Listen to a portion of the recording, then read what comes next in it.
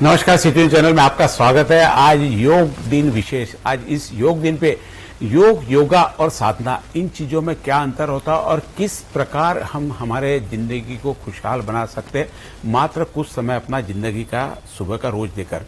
हमारे साथ में आज समर्पण योग साधना के लीलाजर जी थाम के हैं। जानते हैं उनसे कि योग में, योगा में और साधना में क्या फर्क होता है और किस प्रकार से आम आदमी इसको अपनी जिंदगी में ला सकता है। सर जी, आपका स्वागत है। जैसे कि आज योग का दिन है, योग का दिन हम योगा करके मनाते हैं। क्या योगा और योग के अलावा कुछ इसमें अलग डिफरेंस है? है ना, जैसे योगा से क्या होता है कि बाह्य सौंदर्य खिलता है जी, तो योग से आंतरिक सौंदर्य खिलता है। और जो आंतरिक सौंदर्य है ना, वो चेहरे पे आता है। जी, कहते हैं ना कि आत्मा का जो चेहरा है, आत्मा का जो आईना है, ये अपना चेहरा है। तो जब आंतरिक सौंदर्य योग से खिलता है तो वो चेहरे पे अपने को दिखता है। तो योग से भले बाह्य सौंदर्य खिलता है, पर योग से आंतरिक सौंदर्य खिले। और दूसरी चीज़ क्या है कि जब हम योगा करते हैं तो हमारा चित्त जो है वो शरीर पर होता है, और हम जब ध्यान योग करते हैं या ध्यान धारणा करते हैं तब हमारा चित्त अपने आत्मा पर होता है। और चित्त जितना सशक्त होगा, उतने हमें ध्यान में स्टेबिलिटी मिलती है। मतलब ध्यान धारणा जब करते हैं तो चित्त की स्थिरता को महत्व है। जितना चित्त स्थिर होगा उतना हमारा मन निर्विचार होगा। अभी मन निर्विचार होना यानी क्या है कि कोई भी भूतकाल के विचार हमारे मन में नहीं आ रहे हैं और भविष्यकाल के विचार हम कर नहीं रहे हैं। एक्चुअली होता कैसे है कि हमारा चित्त पहले भूतकाल में जाता है, फिर हम भूतकाल के विचार करते हैं और भविष्यकाल के विचार हमको आते हैं। लेकिन जब हम ध्यान धारणा करते हैं या ध्यान योग करते हैं तो हमारा चित्त वर्तमान में स्थिर हो जाता है और वर्तमान में कोई विचार नहीं है। वर्तमान में 100% वर्तमान शून्य है। शून्य है। जैसे आपने बताया कि चित्त क्या होता है? चित्त यानी आम आदमी चित्त यानी क्या समझेंगे, किसको बोलते हैं? चित्त कैसे सर्च कैसे करना उसको? एक्चुअली जो यात्रा करता है, यानी जैसे अभी हम इस टेबल पर बैठे हुए हैं, लेकिन हमारे मन में विचार आ रहे हैं ऑफिस के या बाजार के, या डाइनिंग पर हम बैठे हुए हैं और हमको विचार आ रहे हैं ऑफिस में। तो हम डाइनिंग पर है फिजिकली, लेकिन हमारा चित्त ऑफिस में है। तो होता कैसे है कि जब चित्त ऑफिस में चला जाता है तो हमारे मन में ऑफिस के विचार आते हैं। तो मन तो जही के वही रहता है, चित्त यात्रा करते रहता है। जो मन के विचारों के साथ में जो एक अपनी एक सिमिलर पर्सनैलिटी जो इधर उधर घूमती है, हाँ। आप उसको चित्त बोल सकते हैं। और ये तो एक आम आदमी है, सांसारिक जीवन में है, उसको 1760 सब प्रकार के ध्यान तो आते रहेंगे। ये कैसे हटाएगा? इससे हटाने ने क्या हम उसको निष्क्रिय कर देंगे? नहीं, इसमें ये ध्यान, क्योंकि ये तो क्रिएशन है ना। मैं यदि यहाँ बैठा हूँ और अभी कहीं महाराष्ट्र की पॉलिटिक्स के बारे में सोच रहा हूँ, आपसे बात करते टाइम भी मैं और कुछ सोच रहा हूँ, तो ये तो मेरी मल्टीपल टैलेंट भी मान सकते हैं इसको। आप इसमें क्या मानेंगे? लेकिन वो विचार भी वो व्यक्ति कॉन्शियस होकर करेगा जी। जैसे अभी कैसा होता है कि हम काम कुछ करते रहते हैं और हमारे अचेतन मन में विचारों की श्रृंखलाएं चलती रहती हैं। तो हमारी जो आधी एनर्जी है वो सबकॉन्शियस माइंड के विचारों में जाती है और आधे एनर्जी के साथ हम कॉन्शियसली काम करते हैं। तो हमारे काम के रिजल्ट सिर्फ 50% ही आते हैं, या कॉन्शियसली हम जितने होते हैं उतने ही आते हैं। और एक्चुअली ऐसा है कि जब चित्त जहाँ पर होते हैं वही के विचार आते हैं। और ध्यान योग ऐसे संस्कार है जो एक आत्मा से दूसरे आत्मा को होते हैं।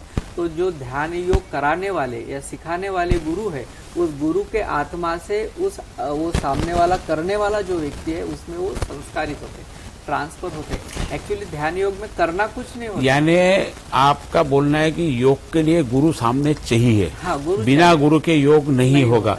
जैसे हम यहाँ से अभी बता रहे कि योग करो, तो उनको तो गुरु ढूंढना पड़ेगा। घर में बैठे बैठे तो नहीं कर सकते। फिर उनके लिए क्या सुविधा? हर आदमी तो गुरु तलाश नहीं करेगा ना। हम एक रास्ता बताते हैं ना। एक्चुअली ध्यान करने के लिए हमको गुरु के आत्मा के साथ अटैच होना होता है, गुरु के शरीर के साथ अटैच होने की आवश्यकता नहीं है। अभी हम गुरु किस माध्यम में ले रहे हैं कि गुरु एक शरीर है, एक व्यक्ति है जो हमको सिखाता है। ऐसा नहीं, गुरु एक आत्मा है और वो आत्मा दूसरे आत्मा में ट्रांसफर होता है। और यही विधि का नाम तो समर्पण ध्यान है ना। समर्पण ध्यान जो गुरुदेव ने हिमालय से लाए हुए, ये एक संस्कार है जो समाज में डालना चाहते हैं। अभी किस तरह हम गुरु के आत्मा के साथ अटैच होंगे? कुछ नहीं है। एक मंत्र होता है कि मैं एक शुद्ध आत्मा हूँ और मैं एक पवित्र आत्मा हूँ। तो आत्मा का भाव जैसे बढ़ता है, वही आत्मा गुरु के आत्मा के साथ कनेक्ट हो जाते हैं, यानी फिजिकल स्वरूप की आवश्यकता नहीं है गुरु के अब साथ आज connect होने की। जब हम हर चीज़ को पूरा का पूरा एडवांस टेक्नोलॉजी में जा रहे हैं, आपने बजाय बताया कि एक काम की बात, कि काम में ध्यान नहीं लगता। अभी यदि आज की पीढ़ी में देखा जाए तो उन पे काम का प्रेशर इतना ज़्यादा रहता है कि उनको कई बार घर की भी याद नहीं रहती। तो कहीं ना कहीं अपना कंसंट्रेशन तो डेवलप कर रहा है ना, हाँ, तो वो क्या वो साधना में नहीं आता? नहीं, एक्चुअली वो जो क्योंकि हमने एकाग्रता देखे कि हो आप रही है, साइंटिस्ट देखो, कोई ना कोई चीज की वो भी साधना कर रहा, पढ़ाई भी कर रहा तो साधना कर, कोई ना कोई चीज हासिल कर, साधना कहीं ना कहीं वो कंसंट्रेशन कर रहा ना। जैसे आप कहा कि गुरु आत्मा ये सब चीजें, अब आज की पीढ़ी गुरु आत्मा ये सब चीजें, यहाँ हर चीज को आज गूगल सर्च करके देखा जाता है, बराबर है। आज आपने किसी बच्चे को प्रिस्क्राइब मेडिसिन भी कर दिया तो वो गूगल में जाके देखता है क्या इसके साइड इफेक्ट होते, क्या होते क्या नहीं होते, इतना सब एडवांस हो गया। उसमें हम योग साधना योगा ये कितना डेवलप कर सकते हैं, उनको किस प्रकार इधर कन्वर्ट कर सकते हैं? एक्चुअली ध्यान की आवश्यकता ही मन के एकाग्रता के लिए है। अगर सामने वाले मन की एकाग्रता 100% करने में सफल है तो वैसे भी उसका पूरा चित्त, उसका पूरा मन काम में तो है ही, लेकिन ध्यान उसके आगे का भी है। यानी अगर वो ध्यान करता है तो एक तो प्रेजेंट में होकर काम करेगा और उसकी एकाग्रता और बढ़ेगी, उसकी एकाग्रता बढ़ेगी। उसके साथ में क्या होता है कि जैसे हम ध्यान करते रहेंगे तो उसका आजू बाजू का एक विश्व डेवलप होगा, जिसको हम आभा मंडल बोलते हैं। अभी ये इसकी साइंस टेक्नोलॉजी आई हुई है, इसको इंग्लिश में ओरा बोलते हैं। और वो आभा मंडल पर बाहर के लोगों के विचारों का एक इफेक्ट आता है, एक परिणाम आता है। लेकिन ये व्यक्ति अगर ध्यान करता है तो इसका आभा मंडल सकारात्मक हो जाता है और उसके संपर्क में आने वाले जितने भी व्यक्ति है वो भी पॉजिटिव हो जाते हैं। तो उसको ठीक ही हुआ, उसका फायदा ही हुआ ना। जैसे देखिए वो काम में उसके पूर्ण मन के एकाग्रता के साथ कर रहा है, ध्यान भी कर रहा है, उसका आभा मंडल भी विकसित हो रहा है। तो एक पर्सनालिटी, एक व्यक्तित्व उसका डेवलप, यानी ध्यान के जैसे द्वारा आपने बताया कि व्यक्तित्व आभा develop। मंडल, इसको निश्चित मेजरमेंट करने का भी कोई इंस्ट्रूमेंट होगा? हाँ, अभी आया है ना, अभी ओरा रिपोर्ट। क्योंकि आप झूठ बोलते तो आपके मन के चेहरे के हाव भाव से मशीन झूठ पकड़ लेती है, तो ऐसे भी आभा मंडल से जो आपके परिवर्तन हो, ऐसी कोई है सिस्टम जिसको आप चेक कर सकते टेक्नोलॉजी आई करके? है। अभी जो मैंने आभा मंडल का बुक आपको बताया ना, तो उसमें ये आभा मंडल का रिपोर्ट बनाया जाता है। अभी एक टेक्नोलॉजी आई है जिसमें दोनों हाथ अगर रखते हैं तो हमारे आभा मंडल का पूरा रिपोर्ट निकलता है। और ये आभा मंडल जो है हमारे विचारों के कारण निर्मित होता है। अगर हमारे विचार अच्छे हैं तो हमारा आभा मंडल अच्छा है, और अगर आभा मंडल हमारा अच्छा है कि हमारे संपर्क में आने वाले जितने भी लोग हैं वो सब आपके बारे में भी अच्छा सोचेंगे और आपके साथ व्यवहार भी अच्छा करेंगे। तो वो आभा मंडल ही उस व्यक्ति का विश्व होता है। जैसे आपने बताया कि समर्पण योग, नाम में समर्पण, यानी योग का और समर्पण का क्या संबंध आता है नहीं, इसमें? शरीर क्योंकि का- नाम आपने जब समर्पण गुरु ने दिया है तो निश्चित रूप से कहीं ना कहीं समर्पण के भाव किसी तो किसको समर्पित है? सारी नहीं, चीजें शरीर का भाव आत्मा के भाव को समर्पित हो जाता है।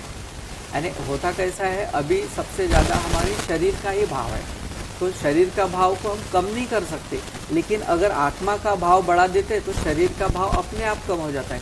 यानी शरीर को अपने ही आत्मा को सरेंडर कर देना, समर्पित कर देना, इसलिए इसका नाम समर्पण ध्यान है। इस ध्यान में कुछ नहीं करना होता है, यानी आप शरीर से भी कुछ नहीं कर रहे, मन से भी कुछ नहीं कर रहे, कुछ भी नहीं कर रहे, और कुछ नहीं करना ही ध्यान है। अभी जैसे मैं आपसे पूछूं कि हमारे दर्शकों को बताना कि ध्यान किस प्रकार से करते हैं, किस प्रकार से ध्यान करते हैं। जैसे आपने कहा कि गुरु की आवश्यकता है, गुरु की आत्मा से आवश्यकता है, ठीक है। और रिमोट पे बैठ के हम आजकल अब रिमोट से सारी चीज़ें चलते, पूरा आभासी पद्धति रह गया। पहले तो हम फिजिकली बात करते थे, जो अब आत्मा की बात कर रहे हैं हम वो टीवी पे भी देखते, चलो वहाँ से बैठे। तो अब उसके पास कोई ऐसा सोर्स नहीं है। मैं सारे दर्शकों की बात कर रहा कि हर दर्शक जरूर नहीं कि आपसे अटैच हो जाए, आपके साधना मंदिर में जाए। अब उनको आपकी बात अभी चलो समझ में आ गई कि मुझे ध्यान करना, तो कैसे करेगा? उसके लिए क्या आप मैं 2 मिनट में कैसे बताऊंगा दर्शकों उनको? को यही बताना चाहता हूँ कि आप 10 मिनट अलग से निकाल कर एक मैं शुद्ध आत्मा हूँ और मैं ये पवित्र आत्मा हूँ ऐसा 3 बार बोले और शांति से बैठे रहे। ये एक आदत हो जाएगी ऐसा करने की, और उसका चित्त अपने आत्मा पे स्थिर होगा। तो आत्मा ही गाइडलाइन देती है। कहने का मतलब क्या है, आत्मा ही अपना गुरु है, और जो अच्छा है वो रहेगा और जो बुरा है वो छूट जाएगा। यानी आत्मा ही को ही गुरु बनाना चाहिए। यानी आपका बोलने के जो बोल रहे हैं आप, वो भाव आपके आत्मा पे, यानी जो हमारे मंत्रोच्चार रहते हैं, जैसे कभी हनुमान चालीसा पढ़ते तो हनुमान चालीसा के भाव मन में आते, महामृत्युंजय मंत्र पढ़ते हैं, गायत्री मंत्र पढ़ते हैं, तो इन सब मंत्रों का क्या हमारे ऊपर असर होता है? हाँ, सब तो होता ही है। क्योंकि आपने 3 मंत्र बताया कि मैं शुद्ध आत्मा हूँ, पवित्र आत्मा हूँ। जोड़ देना है। मैं दर्शकों को ये बताना चाहता हूँ कि वो जो कुछ कर रहे हैं वो भले ही करें, सिर्फ 10 मिनट का या आधा घंटे का ये ध्यान उसमें जोड़ दे।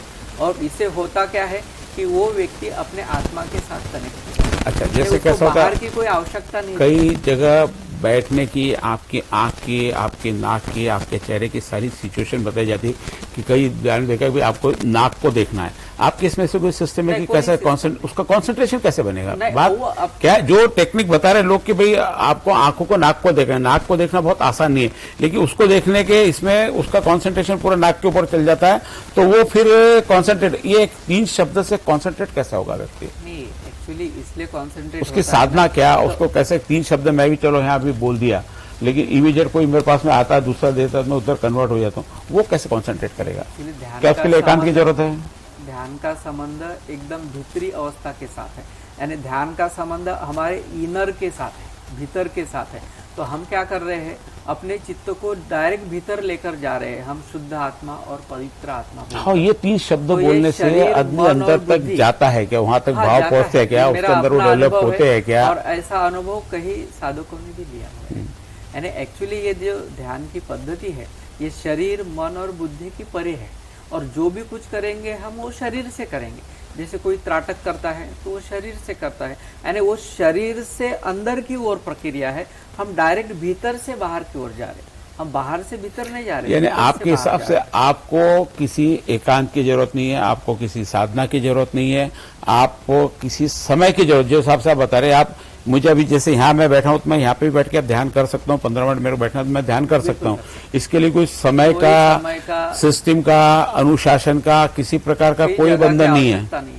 आप अपने अलग से 10 मिनट निकाल कर अपने चित्त को यहाँ स्थिर कर लीजिए और दोनों आंखें धीरे से बंद करके मैं एक शुद्ध आत्मा हूँ और मैं एक पवित्र आत्मा हूँ, ये फील भी करना है। ये सिर्फ बोल शब्दों में मतलब शब्दापूर्त नहीं है, उसको फील भी करना है। तो मैं एक शुद्ध आत्मा हूँ और मैं एक पवित्र आत्मा हूँ, ऐसे 3 बार बोल के 10 मिनट मौन रहना है। तो एक दिन तो ऐसा आएगा ही कि वो पूरी तरह उसका चित्त अपने आत्मा मौन रहने में कहीं तो एकांत की जरूरत होगी ना इसको। हो ना, वो सबके बीच में एकांत बैठ के समय निकल रहे हैं। क्या फायदे होंगे इनसे? समझो कोई करता है तो क्या फायदा, कोई नहीं करता है तो क्या नुकसान उसका? नहीं, एक तो शरीर से ये फिट होंगे, यानी शारीरिक कोई भी आजार या बीमारियां उसको नहीं होंगी। दूसरा, मन की एकाग्रता बढ़ेगी। और अभी आज के ज़माने में जैसे लॉजिक की बड़ी आवश्यकता है, वो कोई भी फील्ड हो, कोई भी विकास हो, इवन कंप्यूटर का प्रोग्रामिंग भी करते हैं तो उसको लॉजिक का आवश्यकता है, तो वो लॉजिक उसका बढ़ जाता है, यानी बुद्धि से भी विकसित होता है। मन एकदम निर्विचार रहता है तो वो पूरे वर्तमान समय में 100% एनर्जी के साथ काम करता है। और उसको एक तो अज्ञात कोई भी भय नहीं होता, क्योंकि वो आत्मा के साथ कनेक्ट है। शरीर तक ही सारे टेंशन, सारे नकारात्मक विचार, सारा भय शरीर पूरता ही है। आत्मा को कोई टेंशन नहीं है, कोई भय नहीं है। तो एक तो वो निर्भयता से जिंदगी जीता है और उसको हर क्षेत्र में सफलता मिलती है। सफर में सफलता इसलिए मिलती है कि वो जो भी कार्य करता है 100% क्षमता के साथ करता है, तो उसके रिजल्ट, उसके जो परिणाम है वो भी 100% आता है। दूसरे उसको माफ करने यानी दूसरे को क्षमा करने का भाव आता है और उसकी समाधानी वृत्ति भी बढ़ती है। जैसे आपने बताया ये सारे हो गए व्यक्तिगत फायदा, इसके लिए समाज को, राष्ट्र को क्या फायदा इससे? जैसे समाज और राष्ट्र एक व्यक्ति से प्राप्त होता है, वो अपने आप को सुधर ले, अपने आप को दुरुस्त कर ले, अपने आप को शांत कर ले, वो शांत होगा, उसके घर की फैमिली शांत होगी। जब एक फैमिली शांत होगी तो उसका समाज शांत होगा और समाज शांत होगा तो विश्व शांत होगा। इसीलिए तो विश्व में शांति आना इस मार्ग से पॉसिबल है, नहीं तो अभी तक विश्व में शांति तो किसी जरिए आ ही नहीं रही। आपके इस मिशन का क्या उद्देश्य है? यही उद्देश्य है कि गुरुदेव ने जो चीज़ मुझे अच्छी दी हुई है वो सब तक पहुँचे और हर एक व्यक्ति घर में अपने बैठ के ध्यान करे, क्योंकि ध्यान का अपना एक इफेक्ट है और वही इफेक्ट पूरे घर भर में रहे। यानी अपने आप को दुरुस्त कर ले तो फैमिली में दुरुस्ती आएंगे और सारे समाज में दुरुस्ती आएंगे और सारे विश्व में। यानी आप सर्वशक्तिमान आत्मा को मानते हैं इसमें? हाँ, सभी शक्तिमान आत्मा को सबसे ज्यादा हर व्यक्ति के पास में वो शक्ति है जो सर्वशक्ति उसके पास में है, उसको आपको आत्मा को जागृत करना है। क्या इससे आपके शरीर पर आपका कंट्रोल होने की संभावना, शरीर पे कंट्रोल कर सकते हैं इस ध्यान के माध्यम से? नहीं, अगर आत्मा का क्योंकि जैसे नियंत्रण शरीर अभी पर आ जैसे गया, भूख लगती है, क्या हम भूख को नियंत्रण कर सकते हैं इससे? तो कर सकते हैं ना। आत्मा का पूरा नियंत्रण शरीर पर आता है, शरीर पर आता है, यानी मन पे भी आत्मा का नियंत्रण होता है, शरीर पे भी नियंत्रण होता है। और जब सब पे नियंत्रण होता है तो सारी चीजें सम्यक होती है, यानी वो ज्यादा निद्रा भी नहीं करेगा और ज्यादा बिल्कुल अनिद्रा भी नहीं करेगा। जितनी आवश्यकता है उतना ही सोएगा, जितना खाना खाना चाहिए उतना ही खाना खाएगा। ध्यान में ज्यादा मन लग गया, संसार से विरक्ति होगी इसके, नहीं, तो परिवार ऐसा को नहीं छोड़ होता। देगा। इसी के लिए तो हम बोल रहे हैं ना कि सिर्फ आधा घंटा ही ध्यान करे और 23.5 घंटे ज्यादा आप करे तो करते। वैसी अवस्था नहीं, आ सकती है आज क्या? तक ऐसा हमारे मतलब समर्पण ध्यान में ऐसा कुछ नहीं हुआ। मैं पिछले 28 साल से ध्यान कर रहा हूँ, मुझे कोई विरक्ति नहीं आई। हाँ, मैं 100% कॉन्शियस हो गया हूँ, यानी जो भी काम करता हूँ पूरी तरह जागरूक अवस्था में करता हूँ। मतलब इसमें ऐसा है कि ना भोगना है ना त्यागना है, वरना जागना है। यानी अगर एक बार का जागरण हो गया, वो व्यक्ति जागरूक हो गया, तो क्या अच्छा है और क्या बुरा है उसका सेंस उसको भीतर से ही होगा, और अपनी संगत भी अच्छी हो जाती है। आपको वही लोग मिलेंगे जो इस मार्ग में है। ये थे हमारे साथ में लीलाजय जी धामटे, जिन्होंने आखिर में एक बहुत अच्छा संदेश दिया। ना आपको कुछ त्यागना है, ना आपको कुछ छोड़ना नहीं है। संसार में किसी चीज को छोड़ना नहीं है। कोई कहता है तंबाकू छोड़ दो, कोई बोलता है दारू छोड़ दो, कोई बोलता है खाना छोड़ दो, कोई बोलता है मांसाहार छोड़ दो। ये ऐसा कुछ भी त्यागना नहीं है और भोगना नहीं है कोई चीज का। यानी आपको बहुत भौतिक चीजों का उपभोग करके कि सारी चीजें उपलब्ध करनी, वो नहीं। आपको सिर्फ अपने अंदर जो आत्मा है उसको जगाना है, और वो जागकर आप निश्चित रूप से एक हर, चाहे धर्म रहे, समाज रहे, व्यक्ति रहे, परिवार रहे, ध्यान की सिस्टम और अपने कॉन्सेंट्रेशन बनाए रखना, यह हर समाज में, हर धर्म में बताया जाता है। ठीक है, आज हम किसी धर्म की चर्चा नहीं है, लेकिन व्यक्ति को अपने आत्मा पर कंट्रोल और खुद की जो पहचान है वो निश्चित रूप से आत्मा से होती है। मन के अंदर से यदि आपकी शक्ति बढ़े, बोलते हैं ना मन के जीत है, मन के जीते हार, तो मन यदि आपका मजबूत रहा और वह जो जिस मार्ग से जाता है वह योग की है। योग यानी योगा नहीं, ये अभी लीलाधर जी, योग अलग चीज है, योगा अलग चीज है।